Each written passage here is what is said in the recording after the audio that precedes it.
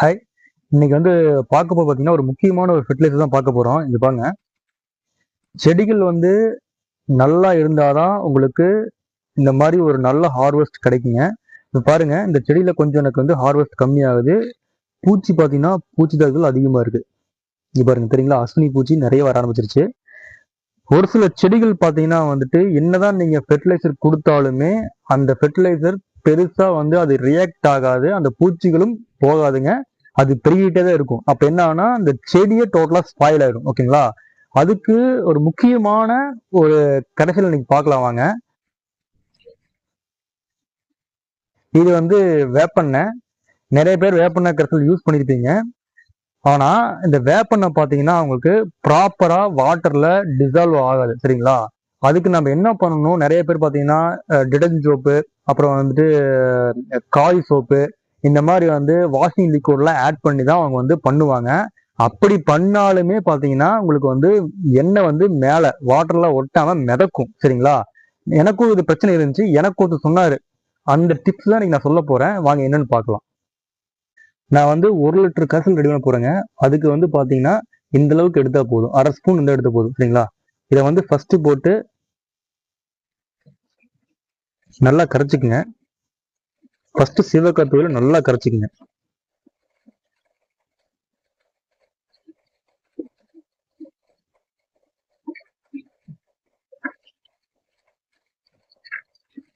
இதை நல்லா கரைச்சிட்டு வேப்பெண்ணெய் பார்த்தீங்கன்னா 1 லிட்டருக்கு 2 ml தான் எடுக்கணும். இங்க பாருங்க.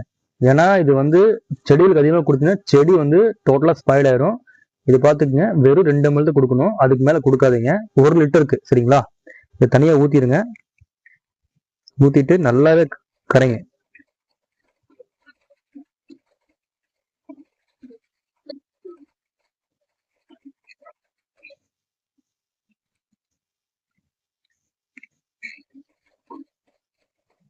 நல்லா உங்களுக்கு கரையிற வரைக்கும் நீங்க கரைங்க. பார்த்தா உங்களுக்கு தெரியும். பாருங்க நல்லாவே கரைஞ்சிருச்சு. தனியா இல்லை. இங்க பாருங்க. ஓகே. இதை நாம 1 லிட்டருக்கு இது நம்ம இது பண்ணிக்கலாம். 1 லிட்டருக்கு இது நம்ம கரைச்சிடலாம் அப்படியே. இது பாத்தீங்கன்னா இப்ப நம்ம எடுத்த கரைசல 1 லிட்டருக்கு நம்ம இது பண்ணியாச்சு, ரெடி பண்ணியாச்சு. இப்ப நம்ம ஸ்ப்ரே பண்ணிடலாம். இதோட முக்கியமான ஒரு டிப்ஸ் சொல்றேன் வாங்க. அப்படி சொல்றேன். இன்னொன்னு, இந்த வேப்பெண்ணெய் பொறுத்தளவுக்கு பாத்தீங்கன்னா எல்லா செடிகளுக்கும் இது செட் ஆகாது. இப்போ தக்காளி செடி, இந்த மாதிரி நீங்க ரோஸ், இந்த மாதிரி திராட்சை கொடி, இந்த மாதிரி அடிச்சீங்கன்னா ஓகே. ஏன்னா இதுல கசப்புத்தன்மை இருக்காது. சரிங்களா? இதே நீங்க பாவக்காக்கு அடிச்சீங்க அப்படின்னா ஏன்னா இதுல இருக்கிற பூச்சிகளுக்கும் அதுல இருக்கிற பூச்சிகளுக்கும் வித்தியாசம் இருக்குது. இது பாத்தீங்கன்னா கசப்புத்தன்மை இந்த பூச்சிகளுக்கு பிடிக்காது. சரிங்களா? பட் நீங்க பாவக்கால அடிச்சீங்க அப்படின்னா அதுல கசப்புத்தன்மைய வச்சுதான் அது பாத்தீங்கன்னா அது உணவா எடுத்துக்குது. இப்ப நீங்க இந்த கசப்புத்தன்மை என்ன அதிகமா அடிச்சீங்க அப்படின்னா அந்த பூச்சிகள் இதாகாது. இப்ப என்னது, வெளியே ஓடியும் போகாது. அதே பாத்தீங்கன்னா சாகவும் சாகாது. அப்ப நம்ம அதுக்கு என்ன பண்ணணும்னா 3G கரைசல் அதுக்கு யூஸ் பண்ணணும். சரிங்களா? அதே 3G கரைசல்ல நீங்க மிளகாய் செடிக்கு யூஸ் பண்ண முடியாது. ஏன்னா மிளகாய் உங்களுக்கு அந்த செடிகள்லயே உங்களுக்கு அந்த காரத்தன்மை இருக்கும். சரிங்களா? அப்படிங்கிறப்போ அதுக்கு நீங்க 3G கரைசல் அழைச்சாலுமே அதுக்கு பயனுள்ளதா இருக்காது. ஸோ அதுக்கு மாதிரி நம்ம யூஸ் பண்ணணும். இதுக்கு நம்ம இந்த மாதிரி தக்காளி, கத்திரிக்காய்க்கு பாத்தீங்கன்னா இந்த வேப்பெண்ணெய் கரைசல் கூடிய இதை அடிச்சோம்னா இந்த அஸ்வினி பூச்சிகள் எல்லாமே காணாம போயிருங்க.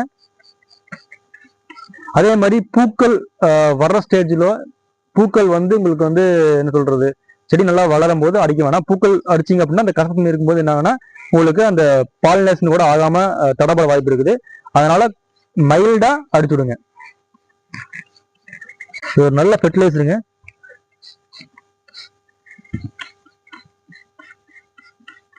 இது மாதிரி நிறைய டிப்ஸ் போடுவோம். உங்களுக்கு நம்ம வீடியோ பிடிச்சா லைக் பண்ணி சப்போர்ட் பண்ணுங்க. இங்க பாருங்க இந்த அளவுக்கு இருக்குங்க.